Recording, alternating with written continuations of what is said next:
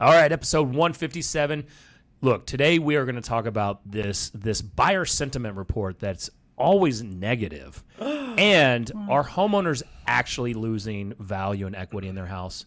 You're going to find out on the show right now. We're going to do it.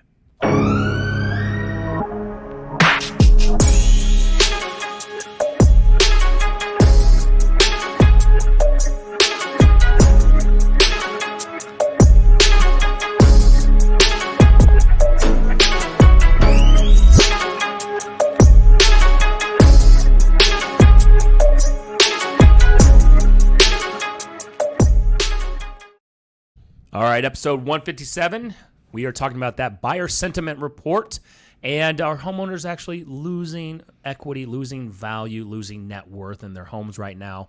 But look, before we get started, we got to thank our sponsors on this one, and you got to go and thank Mortgage Mike. They can't hear us. Turn your phone off silent. I'm pretty sure it's just, yeah. I think that's user error. It feels like it's user gotta be, error. right? Are you good? Or let's just see. Yeah, it's us. Yeah, we're good. Yeah. Sorry Yeah. about that, Yeah. Facebook user. That was on your end. Yeah, Apologies. trying to mess us up. But you need to go thank Mortgage Mike. Go to mortgagemikeoftexas.com. He is the best loan officer. He's giving that Mortgage Mike stamp of approval here in Texas and in Oklahoma. I am so mad at Mortgage Mike right now. Oof. Actually, I did this to myself. I was at his house watching college football on Saturday. I got all excited because everybody's doing bets. And I don't do bets. I bet on like maybe the Super Bowl sometimes just because I want to be included. So you do bets. I do. I can be talked into doing a bet if it's like a big game or something. But I don't get my jollies off of like, I like to enjoy my sports. I don't like to be stressed. And so I don't really do bets. But everybody else, there's like 6 dudes there. They're all doing bets. And I'm like, man, I'm in on this. I feel pretty good about this Oregon game. Oregon's money line, straight up. Oregon was down 14-0 after 2 minutes. And Michael DeBacker did not talk me out of it, even though he knew that was probably the worst beat of the day. And I was like, because I didn't have an account. I was like, hey, can I Venmo you a bunch of money and you place the bet for me? He was like, absolutely. He should have told me this is a terrible bet to make, Brian. You are going to lose and regret this immediately. He took it, made the bet. I was down instantly, and that's why I don't bet on sports. So I guess the good news is I did not become addicted to gambling, because if I had won, I might try to do it again. So sometimes I need a reminder of why I don't do this. That's probably the best spot we've heard for really promoting Mortgage Mike of Texas.com. We're probably going to use that forever from now on. Very, very relevant. Yeah, so relevant. But you should just go use them, man. If you don't like bets or you do like bets, go talk to Mortgage Mike of Texas. And also, coming in from Louisville, is that where he's at? Is that where old Theron is right now? Is that what he said? Is it Louisville or Louisville? Louisville. He's at the first all company Armadillo meeting.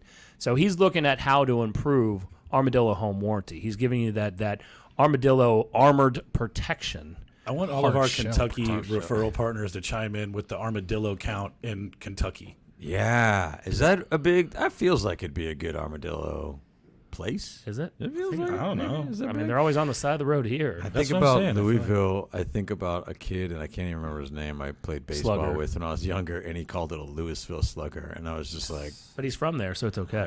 No, he wasn't. farm. I just thought that was so dumb. Yeah. It Well, he lived in Louisville. annoyed me so much. Yes, the Fighting Farmers. You're right. You're right, Jesse. So go over to armadillo.1/tour. Go check it out. Look, all kidding aside, it is really one of the best home warranty companies out there. They have one sheet. That is their contract. It's just one sheet. There's not a lot of, I don't think there's really any exceptions. They're like, look, if it's a house, we'll cover it. He wore this awesome shirt yesterday to our team meeting that had like their fine print on the front and other people's fine print on the back, and like theirs was like this, and the whole back was taken up with like all the other people's exclusions and all that stuff. They got bomb marketing. Yeah. I mean, look, they sponsor this show, so they know what they're doing. Geniuses. Yep. Armadillo.1/tour. And then, we did I did an informal poll yesterday on my Facebook about who is buying rental properties and if they're self-managing them or do they have a property manager. And I did not count, but look, the majority of people are that own rental properties are self-managing. Yeah. Right. And to me, look, I understand the reason behind it. They want to save a little bucks, and they've heard some shitty things about home warranty companies. Look, I've heard them too. You can go back and look at my videos. I've talked so much trash about property management out there. Yeah, property management companies. Talked some shit about home warranty companies too. But talked a lot of shit about property management companies out there. And that's why we started HomeWordDFW.com. Dana Wynn is truly, again, God bless her, because I don't know why she subjects herself to be a property manager. It takes a special person to want to do this. First off, it starts with communication. You go look at some of the top ones just by volume or the number of units they're managing. They don't answer the damn phone. Yeah. Dana and the crew at HomeWordDFW.com will call them. She'll do a rental analysis. She'll find the best way for you to start making the best return on your investments. If you're a real estate agent and you got clients right now that are trying to sell, maybe that's not selling, and like, hey, we're about to fire you and cancel it, get them over to us. We'll lease it out. We'll give you a referral fee for it, and we'll make sure to take care of them. And then be like, thanks, Brian. Yeah. We appreciate that. It's teamwork, synergy. Yeah. Homeward DFW. That's our slogan. Homeward. Teamwork, synergy. That is not. I have a T-shirt that proves that's not our slogan. We got those T-shirts for a long. We had T-shirts that have our slogan on it, and we didn't tell Dana, and she didn't realize for like 6 months that we were wearing these T-shirts. We'll have to tell you this joke sometime, but it's freaking hysterical. What is Katie? It's so good. Yeah, that was a long Oh my gosh! Covering Whoa. up All right, here we Brian's go. face. I like this. Oh, so there are a lot of okay. That's not a real job. Herpetologist. Yeah. Herpetologist Yeah. is just not a real job. It Yeah, can't you be. gotta- So Katie puts in February 2019, a deceased armadillo was found in Pike County, Kentucky, the easternmost county in the state. John MacGyver, we'll call him MacGyver, KWFWR, the herpetologist, theorizes that its immediate ancestors came into Kentucky from Virginia. So it's all Virginia's fault. Virginia armadillos. Yeah. Virginia They were armadillos start going shit west on the to meet regular. established Western population. They're Smart. trying to find their Smart. friends. Yeah. Trying to find their For people. resources. So look, armadillo.1/store. There you Thanks, go. Katie. That's a huge comment still up on the screen. that's just massive. Yeah. So Get it. let's get to it. This buyer sentiment report, like we've talked about, if you listen to the show before, we've made jokes about this where, I don't know who they're polling on the surveys for this buyer sentiment report, but right now, Jesse, what was it? It was saying that now is not a great time to buy. Right? Is that basically sums up on this? Essentially, Yes. let's pull it up here. It's Pulling it basically like, okay, here we go. This is okay. All right. This is tough to read when it's like, can you on our side pull up the regular one? Okay. National Housing Survey. You can put national and just make it sound really important. Hey, does it show how they came up with these people? Never. No. So Brian and I were talking that we think they're just polling like 60 and 70-year-old men that are willing to talk to someone, but they're in a pissed off mood. These are the ones that are out sitting on the porch yelling at people, get off my lawn. I don't know what it's called, but there's like documentaries on like how they do like political polls and stuff. Like it will probably not shock you in today's environment, but like it may have shocked you years ago to learn that like none of that shit's real. Like it's the most skewed data on earth. But I was just wondering if there was any indication of like what they were polling here, because there's some pretty cool charts. Well, it's funny too. Like when you just look at like you can see the lighter blue one, if it's small on your screen, is like the good time to sell percentage. Like that was in the toilet apparently right when COVID started ramping up. Yep. Right? Oh yeah, Like, you April see- 2020 is the worst time to sell your home. It's ever. also that was directly like the highest time that people wanted to buy. Like those numbers are the exact opposite at their most extreme points. Pretty much right there and right now. I'm always going to say, like, when the buyer sentiment report is saying it's not a good time, I'm actually going to advise people it's the opposite. What's that? Right? Yeah, right. Because look, if they're saying, like, basically what's weighing on consumers' mind right now is it's right now it's in its sixth consecutive month of decline. because high home prices and elevated mortgage rates continue to weigh on the consumer sentiment, particularly home selling sentiment. So look, home sellers right now are we're seeing a lot of responses saying, I'm going to wait for the market to rebound. I'm just going to wait till it gets better. And my response to this is really, when we're having these conversations, I really want to have like a logical comeback on it, and really handle that objection.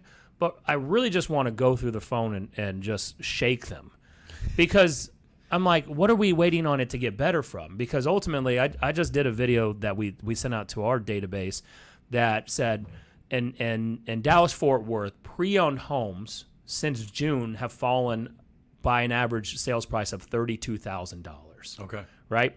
But when you actually go look at year-over-year price increase, the average pre-owned home increase in price is 13.1%. Like, when you go and start looking at the micro numbers on this, and even at micro and macro on it, like, it's still an amazing time. If you're a home seller, it's still a freaking amazing time to sell your damn home. Well, and even those numbers are all over the place too, because I saw one today that said they were up 18% from this year, right? Like, because it goes back to where Brian's talking about where they're pulling the information from. I think this is straight from Netris. Sure. This is real trend. This is the trend report from Netris going only pre-owned in Netris and single family. But it's this stuff. It's Yes. talking about buyer sentiment being down, right? Like, this is why the confusion happens, right? I made 2 separate sets of phone calls today. I called expired and canceled listings this morning, and then I went through our database of buyer leads through kind of a pond account we have, and I called about 45 people out of there.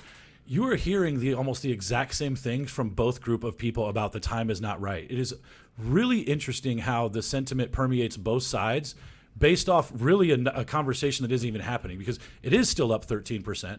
Buyers still are seeing traditionally pretty solid interest rates. They have their pick of the litter when it comes to houses too right now, can dictate a ton of terms, and yet both people on both sides are waiting for something to happen, which it can't be good for both of them, right? Like, it can't be great for buyers and sellers down the road, and they're both waiting for this like date down the road when the market will be better for them. Correct. And so it's they're at a standoff, but it's because they don't have, the problem is the data, like all the data points out there, you could argue both sides of the fence. It's all skewed and it's all disconnected, right? When we look at it right now, like, right now when we're having these conversations, and as an agent, when you should be on our team meeting yesterday, and I'm sure Brian, you did this too, yesterday in y'all sales meeting, is like, you as an agent need to be studying all these trends numbers and understand the percentage point, because ultimately, one, yes, we have seen the peak in Dallas at least, and I'm pretty sure that it's going to be similar in other marketplaces, is that June we peaked at average pre-owned sales price at $497. Now it's fallen $32,000 average sales price. Okay, fine. We're still up 13.1% pre-owned single family homes. Right. But for a home buyer, they're telling you right now, because in that sentiment report, what they're talking about is that increasing higher prices and higher interest rates are saying it's not a good time to buy. But you go look at the original list price to sales price ratio right now, and on average, a single family pre-owned home in the North Texas MLS system came off 2.5%. So now you're telling me, okay, it's not a good time because interest rates and prices are high, but you've got now negotiating power that you didn't have over the last 2 years. A year ago, 6 months ago, 8 months ago, you were telling me it's a bad time to buy because you don't want to compete in this marketplace. Now I'm calling you and saying, Matt, it's an amazing time to buy. Nope, price is still too high, and now interest rates are too high. Cool, can I show you? Like, one, prices have fallen $32,000. Well, I'm going to wait for it to bottom out. Well, when is that going to happen? Yeah. Like, do you think we're at the bottom? What? No. Well, how do you know? Like, even if you did, I shot a video about this for our newsletter today. Even if it did, do you know what happened if everybody knew when it was going to bottom out? Buyer demand will go back up, and then you'd have to compete, and you'd have to go over asking price again. So you get to pick your poison. We talked about interest rates being all this, like, just to go back for a second to kind of the baseline here. This is the National Housing Survey Buyer Sentiment Index or whatever. This isn't the reality index at all. It's just what people think. And where do people, and this is not to be to downplay or insult anybody, where do people get the opinions of what they have about the housing market? Facebook. Yes. Pick a number or pick a source. Facebook, their buddy Jeff. I hate Jeff. Yeah. All right. The news, and what is the news designed to do? To give you the scariest information in the smallest bite-sized piece that it possibly can. Mortgage rates are a variable of a much more nuanced and complex system that creates the housing market. Interest rates affect the housing market no more than builder costs, buyer demand, price levels, wage growth, all sorts of things that affect buyer demand and housing supply. And so you can't have sentiment is just because people are hearing things on the news. The reality is you have to pick your poison. If I was to buy a home in August of 2021, about a year ago, it was about the hottest peak of the market, right? Where people were acting the most irrationally exuberant.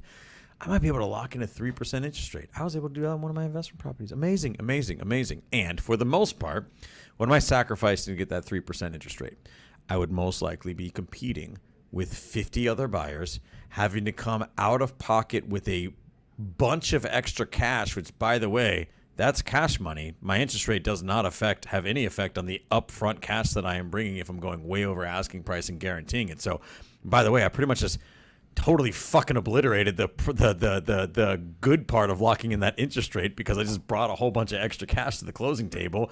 Probably bought an asset that wasn't my first choice because there was limited inventory. Had to waive all of my contingencies, which do equal dollars and cents in the end. Also, I could go, hey guys, man, I just locked in that 3%. Like, yeah, but what did you sacrifice along the way? Now, going back to Fannie and Freddie, who are doing this survey, Fannie and Freddie have also just forecasted interest rates through 2023.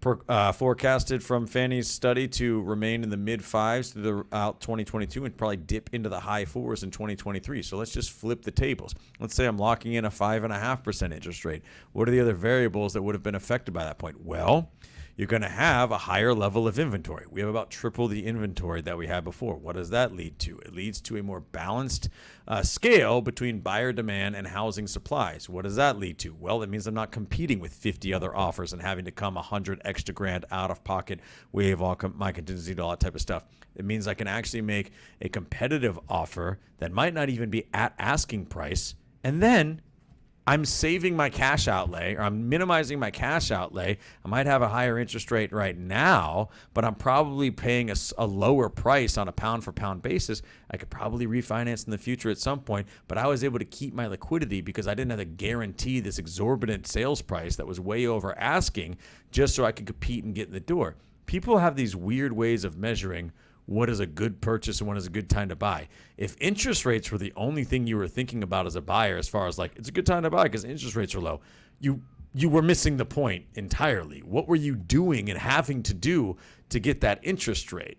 We don't. Let me ask you That's this. a long way of saying that people are kind of dumb sometimes. I think that only exists when people competed in that market, though, because that wasn't their experience, right? Like the buyers that are out there now that are waiting, they're hoping to get back to that fictional interest rate that would come with all of those caveats that you're talking about. But let's ask you this: Do you think that if you did an informal survey on this, that they even know what the rate is? No.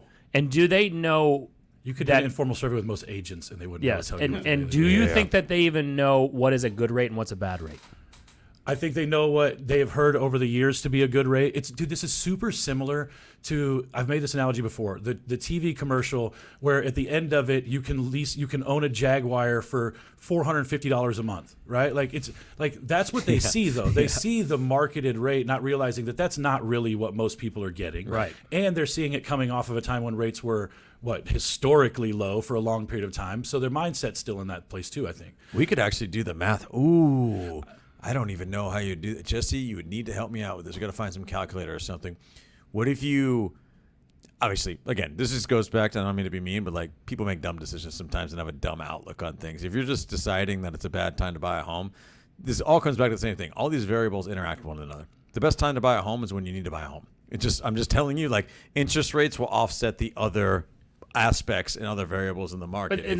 But that's the thing is like they don't an agent can't tell you and a consumer can't tell you. I'm just saying 95% of agents can't articulate that what you were a just 1% swing in rate, they don't know how it affects their payment. They're hearing, the interest rate has gone up 1%, and they're like, man, that seems like That's a lot huge. because really the media and agents, that's all they're talking about, and they're saying buy now before rates go up 1%. Yeah. And it's like, all right, what does that 1% mean in a monthly dollar amount? That's exactly what I'm saying, and this is where I'm trying to go with this, because really the actionable part of this episode we're trying to get to is how to have better conversations, right? To continue to succeed and grow your business in a time where buyers and sellers, for some reason at the same time, both sides of the transaction think it's a bad time to do either, which seems is impossible. fundamentally stupid, right? Yeah. If you were, I don't know how to do this on like a regular calculator, but let's just say, Jesse, that the problem that I'm trying to solve would be if I was to buy a $300,000 home last year and I locked in a 3% interest rate, but I had to bring $50,000 extra dollars in cash to the closing table, what is my true interest rate? Because the reality is that $50,000 might as well just be extra interest that I'm paying up front. So my actual true interest rate might be like 6%. Do you see what I'm saying? I do. Yeah. If you can have that conversation with your buyers right now, that's the reality of the market. That's funny that you say that, because I had this conversation, the listing appointment that I was coming from on the way to our meeting yesterday with you guys was almost exactly what you're talking about. It was a seller who is probably sitting on $130,000 in equity, right? Like a really significant amount. Doesn't feel like that's enough for them to upgrade into the next house they want and keep their payment where they want it to be. I understand all of that stuff. That all made sense. As we dug deeper, though, we found out that this person had $40,000 to $50,000 of like outstanding significant debt that this equity would have been able to go to pay down that And debt. they probably got a high interest at rate an on that insanely high interest rate, and they're only making minimum payments, if even that. And what they weren't doing, and this happens to people a lot, is when they get into a little bit of debt, they act like that debt isn't part of their normal daily expenses. I've been there and done that, right? Yeah. It's like whatever it costs you to pay that debt down isn't really a part of your monthly budget, because that shit is just going to sit there. And that was the exact same thought process, right? And I had a conversation with him and got him over to Mortgage Mike, but said, at the end of the day, this 2.5% interest rate that you currently have on this house that you're trying to protect, right? You may not be in the position you think you are if you could cash out on this equity, pay off this outstanding debt, still probably put close to 20% down, right? At the very least 15%, get your loan to value to 20% really quickly, and get into the house that makes more sense because you've got X amount of kids and you need more space, and you've been in this house for a while and it doesn't serve you anymore. Whatever that scenario is, which was all of what this gentleman's scenario was, he wasn't even looking at like the other costs of what it really, really would be if he was taking a look at his full financial picture. And I think people do that more often than anything else. They absolutely do, and I appreciate you saying that, because that actually goes kind of to we didn't put this in the title, but to the second part of that headline as well that we kind of were running with, was like, buyers say it's a bad time to buy, and interest rates mean that sellers are losing wealth. But that's not true either, right? Like, so you got to talk about the people who have been buying and selling for the last couple of years, because this is an adjacent conversation, but relatively similar. There are a lot of people out there, sellers right now, and you need to be able to have these conversations with your seller prospects that are like, no, we missed the boat. Like, I'm not selling anymore till the market rebounds. And you're like, and then the headline like that adds to it, like, sellers are losing wealth. Like, no. There is a reason that first and foremost, there's a reason that your homestead is not included in your net worth when it comes to things like accredited investor status and stuff like that. And again, this is not to be mean, but accredited investor status is reserved for people who, by definition, this is how they define it, people that have a sophisticated understanding of finance, right? And so they don't include your equity in your homestead, because most people don't kind of understand their equity position in the first place. If I bought a home, let's just say in 2017, okay, and just to make it a real world example, let's say it was $500,000. I bought a home for $500,000 in 2017, and then I got 5%, 6% appreciation 2018-19, and then 2020 it just started to ramp up like crazy. I got 17% appreciation in 2020, 25% appreciation in 2021, and now, past midway through 2022, sales prices are coming down a little bit after the tail end of this irrational exuberance. And I'm believing, well, if I sold my house today, I can't sell it for the same amount that I would have been able to sell it for 6 months ago. I've lost wealth. No, dummy. I don't mean to be offending, but you're a dummy. Like, no. Dummy. You still got the massive bulk of the pricing run up and appreciation and equity run up of the last few years, you're just also experienced a little bit of the whiplash of peak and then revert back to the average, right? A reversion back to the average. And so, yes, prices are going to stabilize because when any large group of people like the American public start to act irrationally exuberant, they're going to overcorrect their own thought process. They're going to run prices up so high that homes become unaffordable. And then what happens? Prices need to revert back to the average. But if I bought my home 5 years ago, is why I did 2017, because that's kind of a normal scale of when people would start to maybe think about moving. If I'm basing my decision of my equity position, my wealth, off of the last few months when prices have started to revert back to the average, I'm being ridiculous because I got the massive run up for the last few years. I just didn't, I guess, pull the trigger right at the right time to absolutely maximize on this crazy market that we had for a very short window. And here's the thing. If I had, guess what would have happened to that extra equity that I might have had and money I might have weighed? I might have had to roll that right into my next house because I would have had to make a crazy over asking price offer on the next one just to get that. So that would have been, that's unrealized wealth that I would have had to put right into another asset that I wouldn't have to put into that asset anymore. I know it's a long kind of rambling diatribe, but that is the conversation to have. If you have people that are like, oh, I don't want to sell because we missed the market, right? If you're going to become a buyer on the other side, this is the position you want to be in. Well, I think the conversation should be on that. Well, what market did you miss? Yes. Right? Like, we got to understand that because, when they say they're waiting for the market to rebound, one, we just came out. And rebound to what? Because this is something that, people that have been in this industry 40, 50 years has never seen something like this. Yeah. And so this could be even, you can relate it to like, living in a 500-year floodplain where once every 500 years there's a flood and be like, well, I just had the flood. I don't need to get flood insurance right now. Yeah. Or maybe I should get flood insurance. It's like the chance of it is 1 in 500 years. So let's look at it from this angle. Is like, what are you waiting on? Because where did you buy and where can we sell it now? What is that equity capture? What are you going to do with it and where are you going to put it, right? So when we look at interest rates, a 1% increase in interest rates typically means that you're going to decrease your purchasing power between 9 to 11%. And depending on your loan size, a smaller loan amount, could increase your yearly cost on a mortgage by about $1,000, and in some maybe a higher one like you're getting $500, $600, $700,000, you may be out $300 to $400 more a month, right? So $300 to $400 a month because it that percentage increases, and so now you're looking at, okay, if it's $300 a month extra, then it's, what is that, $3,600 a year? Yeah. So in all reality, we're making decisions on something that if you aren't going to move up or you're not purchasing a home because of $3,600 increase a year, you probably shouldn't even be looking at that in the first place. Well, because where else you're probably spending thousands of dollars on something that's unnecessary, that's not building more equity capture. Yes. And not a good tax write-off. You're also, that's 100% true. And this is why, I talked about this a little earlier today. We're moving from a service-based industry to a skills-based industry. If that is your mindset around the payment and things like that, this is why it is so important as a fiduciary that you understand how to provide winning solutions for your clients. Because you just said, what was the average original list price to sales price in the MLS now? Now 97.5%. 97.5%. Okay, so for every, what does it cost to buy down 1 point on the loan? Probably about exactly what the original list price to sales price is now. So if I'm a good solid agent, I'm going, hey, if the interest rate and the payment might be your issue right now, this is the market to be in because I'm not competing with all these other offers. I could probably negotiate because the average sales price to original list price now is about 97.5% or whatever.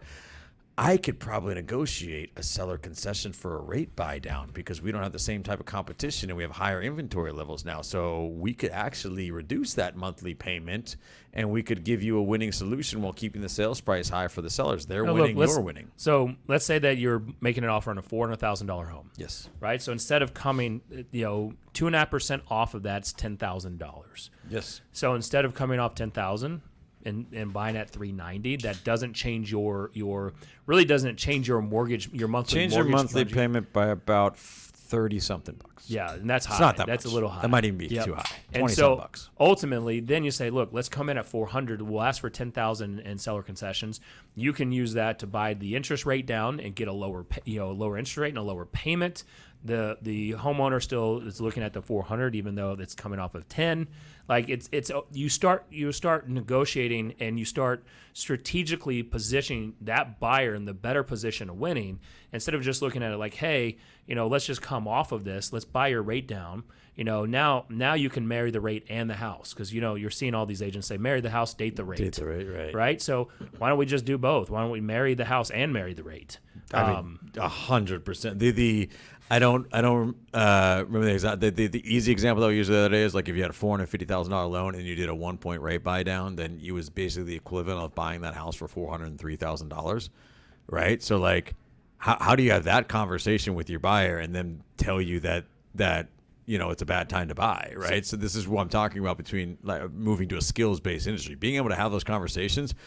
Agents that can have them are going to take territory now. Let me also say that, look, we're going to pitch Mortgage Mike again on this, Mortgage Mike of Texas, because your lender needs to be skilled up in that.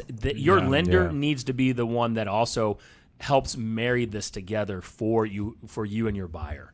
Right? Because now the message is staying the same and consistent, saying, hey, I'm going to get you over to Mortgage Mike, and then you talk to Mortgage Mike and say, look, this is what we're looking at, and Mortgage Mike will get on there. He'll start saying, all right, $450, if you do an interest rate buy down, it's like buying the house at $403, but you're really you're still giving them $450, but because of the rate buy down, it's like you're getting it for $403. Yep. It's a win-win-win scenario. Exactly. And so now this is, again, you're right. We talked about it, a week ago, the Skillionaire, where you're going to skill up on this. Forgot that term. Yeah. And so, we've still got enough fuel. Maybe we're running on fumes now that the non-skilled agents will still sneak a deal in and they don't feel the need to skill up yet. They're like, nah, it's still working.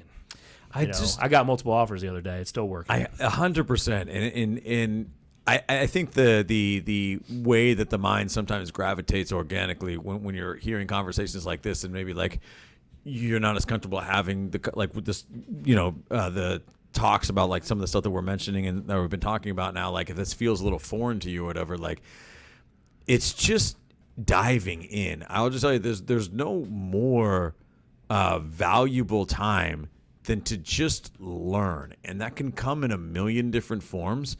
But if you're not waking up every day right now with the intention of becoming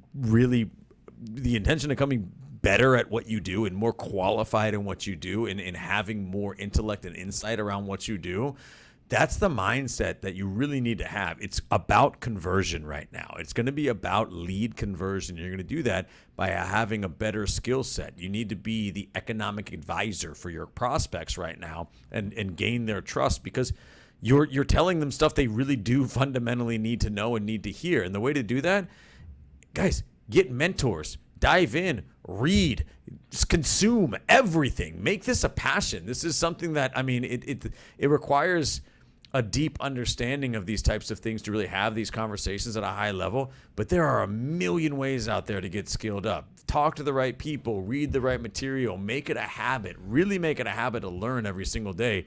You're going to have a lot better opportunities to convert leads and to get them to know, like, and trust you because you're just going to be fundamentally better at what you do. One skill up on sales training. Kelderman texted me yesterday. He's like, hey, who would you recommend? Like, look, if you look at Kelderman's a prime example of he came in, he was, working as a bartender, got into the industry, started buying Realtor.com leads, having some success because he's very relational, and knows how to chat and connect with people, right? And so that's his specialty. But in order to go and take his business to that next level, he had to start learning this. Like, we all learn it. This isn't something that we were born with. Like, how to understand the interest rates. Like, even just now, I Googled it to have a better understanding. Then I'm gonna learn how to formalize it and have a conversation with consumers, because when you hear it and if it goes over your head, even when you're like, "Hey, Brian, are you with me?" They're like, yeah, I'm with you. Yeah, I understand, because they don't want to. What's the bet, Nick line? Are you feeling what I'm? Are you feeling what I'm putting in you? That's a tie down, by the way. That's a tie down. That's a sales training tie down tactic. But in that is when you're having these conversations, you've got to bring it down to an 8th grade level, right? Or maybe even bring it down to a lower level than that, just so you are not talking over their heads. And so that way they can say, "Hey, I understand that, as interest rates go up, my purchasing power does go down, and with rates going up, my payment goes up, but not too terribly a lot, but we can look at doing an interest rate buy down. That means, we come in at this." And so it's you walking them through the process. But Kelderman yesterday was like, "Hey, who would you recommend?" So I connect them with Coach Bird. Like, I'm going to tell you right now, hands down, one of the best sales and follow-up organizations I've ever seen. But Kelderman understands, in order to get to where he wants to go, as a leader and a sales agent for himself, he's got to take his sales training to the next level, because unfortunately we're called real estate salespersons. Yeah. Right? It's like, it is salesperson, I think, right? Well, salespersons is a weird one, but salespeople. Well, I think it's sales. I think it's on track. It's salesperson. Is it like Is moose? it? Is it like Yeah. moose? It's just moose and moose. Well, I think it's salesperson. Yeah, it's moose and me, exactly. Deer and deer. Yeah. I'm a broker, so I don't relate to it. Ooh. I don't even What are know. these- all these plebs are talking about. Oh gosh. One up on that one. So You are right though, because this is one of the things that I think, when you can take the relational style and you can get people to open up to you, and then you have the ability to have the financial conversation with them and help them understand their situation. Being able to pair those two things is hugely important. You guys were talking about staying up on interest rates. You don't even have to really go super far from your inbox, because you probably, if you're anything like me, you get 7 emails a day from lenders reminding you about what's going on in the lending world. All you have to do is take 30 seconds to read those emails. You would be shocked at how much better your conversations will get if you just have some really small baseline information that is being delivered right to your junk mail every day, or you have it filtered out to go to some other folder you don't look at. You don't have to go very far to learn a few of these things and be able to have better conversations than the people who honestly only do this a few times in their lives, which are your clients. Yes, Right? 100%. That's actually, I didn't even think about it. A lot of the information is coming right at your face. You just got to open your eyes and allow it to be absorbed. But that was a good stat that you just put up. I agree with that 100%. If you're not always trying to refine your skills, then I mean, just the world and your flashlight's on. I always feel compelled to tell people, even in the middle of the podcast, gonna get hot. right? Like, Shiny I mean, that is it's so. If you're not always continuing to improve your skill set, you're going to become obsolete. But I like Chauncey's comment before, and I do believe this is fundamentally true, guys. And I maybe want to bring a little bit of attention to this. Part of the reason that I think there's a skills gap in this industry is, I don't know. We had this long running thing where we're bringing everything back to mindset on this podcast for a long time. And I don't want to dive back to bringing it back to mindset, but go listen to the first 100 episodes. yes, exactly. Right. There is something about actually having a passion for doing something and your ability to really get skilled up in it and love it and become really good at it. And I do believe there's such a skills gap, because when this industry gets really difficult and this business gets tough and you get beaten down, it's really easy to get a bit of a hatred for what we do sometimes and not like it very much. And I understand that fundamentally. I totally do, right? So I understand that sometimes it's not this doesn't it's hard to develop a passion for getting better at something that feels really hard and that you don't always like all the time. And so I acknowledge that for sure. And I do think that's there. And I think it's why there might be a skills gap there. This is some mindset work you probably need to do. Like, this is where, like, to not make it like so goofy or whatever, like, this is where we need to look around and like just enjoy the opportunity that we always have in front of us. We work in such an incredible industry, in an incredible world with so much opportunity. Like, I'm even like maybe guilty of this. Like, I know around the office all the time, I'm stressed all the time. I'm acting like a dick to everybody. It's because but it's also because I fucking love this. This is a game to me. Like, this is competitive and it's fun and it's crazy. And that's also why I have such a passion for it and why I care so much about being better at it. Like, you need to work on developing that mindset a little bit. Do you feel, well, look, we all have, I think we all three of us have a passion or drive for committing to excellence on this one. But do you feel that people don't skill up or they don't want to come off salesy? Because I'm going to tell you right now, if they go and dive into this, then really they need to increase their sales skills and then how to absorb what they're learning, the educational piece, so that when they go to present it, that it's taken in a way that you still come off as the expert, and that you are learning how to attract the business in, because there's not everyone like, look, Matt's calling expireds. That's my bread and butter. Like, that's what I built my business on, and I still get a high off of calling. Hell yeah. I still get a high when I hang up that phone and I talk to someone who just chewed me out, and then I spun that conversation around and set the appointment and then ran that appointment and took the listing, right? That is a high that I cannot describe. Yep. But that's not for everyone. Like, I enjoy when people chew me out and hang up on me. I'm like, all right, game on. And so, but I look at this from where I see most agents fail is, one, they don't treat it as business. Yes. Two, they don't skill up because they don't want to seem salesy. They don't want to seem aggressive. They don't want to come off annoying or pushy. Yeah. No, I agree 100%. I think that maybe to clarify what I'm trying to convey here, to try and convey what I'm trying to put in you or whatever, right? Like, no, I agree with that 100%. Does that convey what this or whatever listing? it is, right? Like, I agree with that, right? Like, there's definitely, because I'm the same way. I don't like the idea of feeling salesy and all that type of stuff. I can see how that could be kind of a detraction from wanting to go a certain way.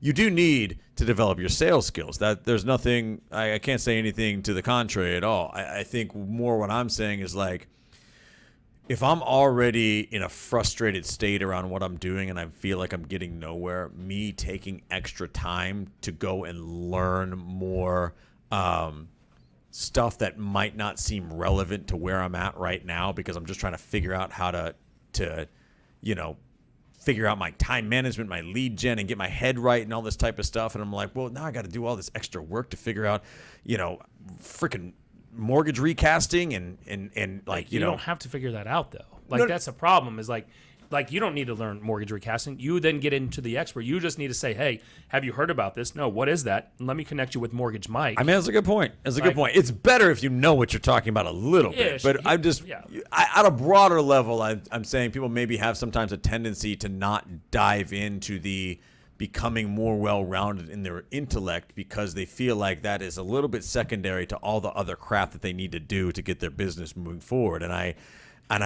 think it's a mindset thing where it's like, dude, like, you got to remember, this is all just a big game we're playing. It can be a lot of fun, even when it's frustrating. I mean, you just said it right there. Like, this does come back to mindset. You're going to have to, in this new environment that we're probably going to be in for the next few years, you got to start to have the mindset of being okay with the guy chewing you out on the phone and still being hyped up and ramped up. Like, that passion for what we do is what's going to help you lean into getting educated a little bit more. But I look at it like, is it a coincidence here? And I'm going to pull these out. Is it a coincidence that when I scale up, like, I'm reading Speak and Grow Rich. I'm reading $100 Million Offers. I'm reading Building an Empire. Where's my other book? I'm reading Speak to Sell. Right? Because ultimately what we do, like Speak and Grow Rich, $100 million offers by Alex Hormozzi. And ultimately, what we do at this is we're speaking. We're actually paid speakers if you think about this. There's a reason I reached out to you specifically yesterday to ask that question. It was because you, out of all the people I know, you have the most unbelievable ability of asking questions that I know as a salesperson are designed to get me to give you an answer that allows you to lead you to the next question. And yet you do it in such a way, and I know it's because you've done it for so long and you pour into that part of your education at such a high level. But it was also why I asked you that was because I was very curious as to how does Nick get, because I'm telling you guys, if you're ever in a room with him and hearing how he would take a conversation, every single time it's a layer deeper than I would go, 2 layers deeper than I would go, 3, like every single time. And it's with questions that I'm like, shit, that is such a great way of asking that. And he does so little talking. And that is what makes you not seem salesy, right? What people don't understand is like, I listen to guys like Coach Burt or Adam Hergenrother, these guys who have things to sell you. They have products to sell you, right? Alex Hormozy is another perfect example. Yeah. He has products to sell you. He even tell you how he charges you more for it, and you'll buy it. Yeah, exactly. Right? He's actually super transparent. And none of that comes across as salesy. And it's not because I'm like callous to it. It's because when you're really good at the art of conversation and getting people to a result that they want. Now, look, if you were selling timeshares in San Antonio to people for free trips to SeaWorld, you're a sack of garbage, right? You are the salesman that everybody's afraid of being. You're selling a product that's not exactly has a utility. When you are the person who is bringing something to people that they are asking you for, and you're doing it in a way that they feel good about it, you're not selling them on. You don't trick people into getting a gym membership. No. Right? Maybe you trick people on the back end with fees and a whole bunch of other nonsense. But if your product has value, if you, the agent, can explain that to people, and this is something I'm currently having to learn, because as I'm calling all of these expires, I'm also realizing that there's lots of them that I'm like, I don't really know where to take this guy. But I also know the conversation shouldn't stop where it stops, right? Recognizing that in yourself and in your own business, that doesn't make you salesy. I want to get further down the road to help people, because there are so many people who have no clue where to take that conversation sometimes, me included. Yeah, Arthur's right. Arthur said we have a lot at the Good Home Team. We've got a lot of experience just asking great questions in the office. Oh, I'm sure. Yeah, I'm smiling like that because it started with Arthur. You need to reach out to Arthur. Yeah, like he was one of the masters at asking amazing hypotheticals that you don't think is a sales question. Oh yeah, but ultimately could be. It could should be. Definitely I have a feeling try and do those as not some of our safe for work hypotheticals on situation. the show. Oh my gosh. Yeah.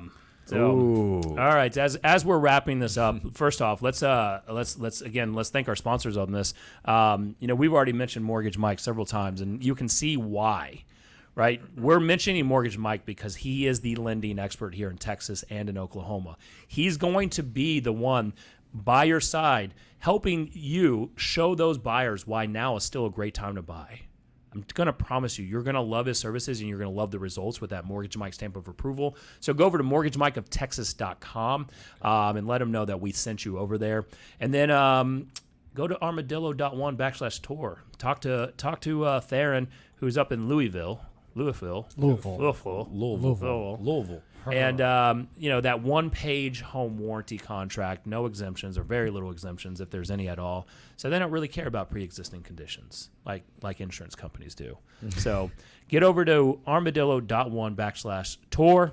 And then as you are starting to see, and we need to do a whole show on this one, I'm going to tell you right now, because I am seeing this is actually, 100%. more and more people that they're listing, especially agents, they're listing houses, they're canceling, they're terminating, and the clients are renting their house out. Number one, we should have a conversation. Is it actually a smart move to rent the house out? Because if they rent it out too long, then they're subject to capital gains tax. So that's a whole nother topic and conversation. Ooh. But you should be pushing those clients, and we can get you a referral fee at homewardfw.com, the best property management company here in the Dallas-Fort Worth area. The only property management company that you need to know about here in Dallas-Fort Worth. And talk to Dana. She's going to show you how they're going to do. She's going to do a rental analysis. She's going to make sure that she sets and positions that landlord, that investment property up for the best position of winning, which is getting it leased out, hopefully with the best tenant in there. I say hopefully because you just never know these days.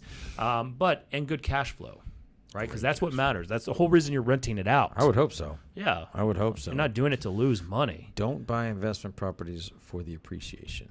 Buy for cash flow. Exactly.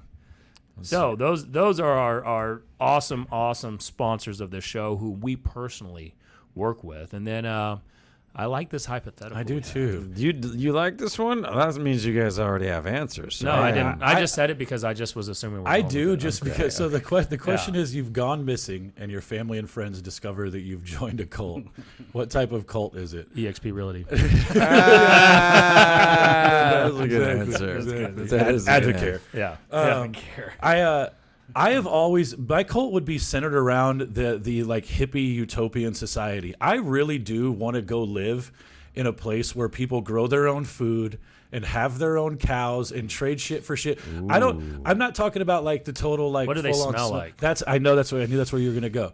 It's mainly just the idea of there being You can laugh at that, but what do they smell there like? just being no money and everybody's just doing it. But I don't want the disease and the sanitation of like what that might look like. But I want to live in like it would be in like the rolling hills of northern England. Right, I would be living. Oh, dude, I've thought about this. Yeah, not even New England, like northern England. Yeah, Okay. like just like someplace that looks really pretty in a postcard. That I probably wouldn't really want to be for more than the 5 minutes that postcard picture was taken. But it would be something like that. That's what my mindset is, though, because I agree. I understand what you're saying. I feel like a lot of people say stuff like that, though, but they don't really think it through. Because like the reality is that's so true, and It'd be for real miserable. that's as soon as you adapt to it, and you're like, hey, like It's normal. y'all want to go to Cancun this year, and you're like, I can't. I have no money. I live. Like, where's that? I live in this rolling hill prison. Wait, all of a sudden you Because forget we where don't have- Cancun is? we don't have No, you books. just don't have a job or anything. Well, I know You're part that, of but you don't Kelderman's have like, where's that? The second generation would know, man. They wouldn't That's have true. books. I guess if you grew up in it for long enough, that you think this was the whole world. It'd be like Yeah. the Truman Show or whatever. I think that'd be that's a good. Okay, can we try this one a second Hold on, ago? I'm going to tell Okay, you. please. I'm going to tell you, like for Okay. real though. I have this. I'm obsessed with van life. I just want to be in. I want to be in a badass van and just drive Do you want around. a van or do you want like a full on coach? Yeah, I mean, a full-on coach, I want but I want the but John yeah. Madden Yeah, package. yeah. I don't want John the Madden. van. I want the whole Yeah. thing. Where would you go? Just anywhere. I mean, Mount I mean, Rushmore. I mean, I'll just drive. That's like classic road Nick trip Nick stuff. would Nick would do like the thing where it's like, do I take the northern route or Yeah. the southern route, like Joey trying to get to Vegas from New York and friends. But that's the Just thing see is the like, giant ball of yarn. I will tell you where I go down this. What did you call it? The suck hole? Like, what was it?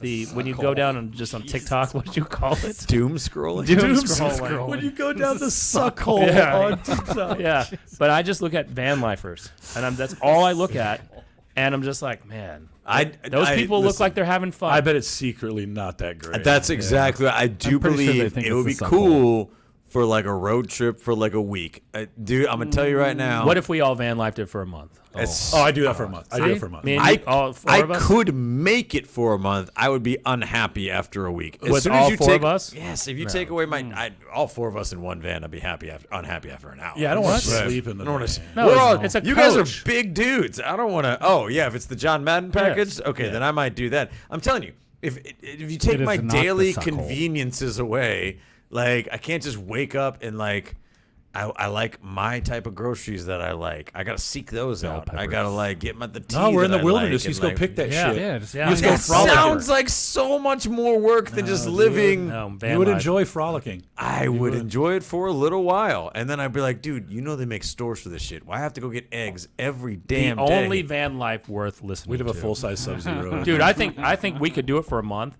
It would kill, and then we would this would be our full time job. we gotta Bro, bring the Just mics to the stream that mixer. shit now. Yeah, No, it'd Just be stream that stream. It would shit be live streaming every single day. 24/7 in there, streamed. Got this. I like really quick because I do. Yes. I've often thought about this. Not if I was naked because I don't understand Is why. the one right that's- below it? Yeah, I don't understand why that's part of the question, but I do want to know how people would do this because I actually think this is one of the scariest things that ever could happen to you. You've traveled back to the year 1500 with no clothes for some reason, or Because they would possessions. identify your time. Yeah, I guess that's true. How do you prove you're from the future? I have actually often, any nightmare that I can remember maybe centers around something like this.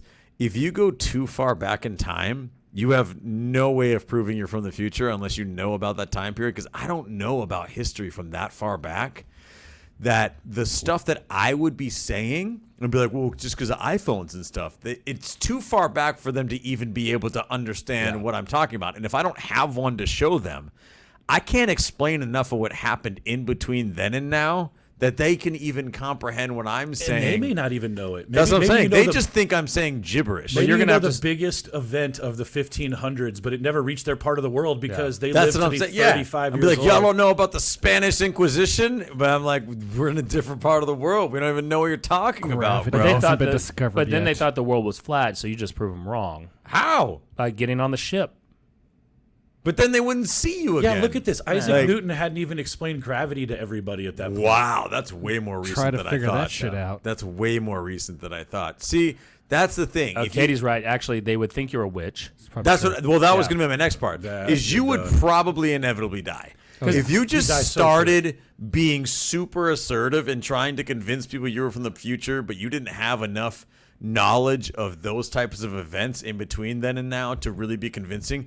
You're straight up getting killed. I don't think you would make it through 4 legit seasons. I would. Let me ask you this. I would try to blend in, like learn the bow and arrow. What are you going to do? You're going to life do like go steal a burlap sack? yeah, that's what everybody does. I'll give you a much more close to home and relevant one. If you went back to the year 1950, because everybody's like, oh, if I just go back in time, I'd fucking do it right. If you went to the year 1950 right now, do you think that strictly off of your knowledge of the future, you could become one of the wealthiest people in America in less than 5 years? Bro, Biff 100% did it in Yeah. Back to the Oh, Future for too. sure. I can do it. No.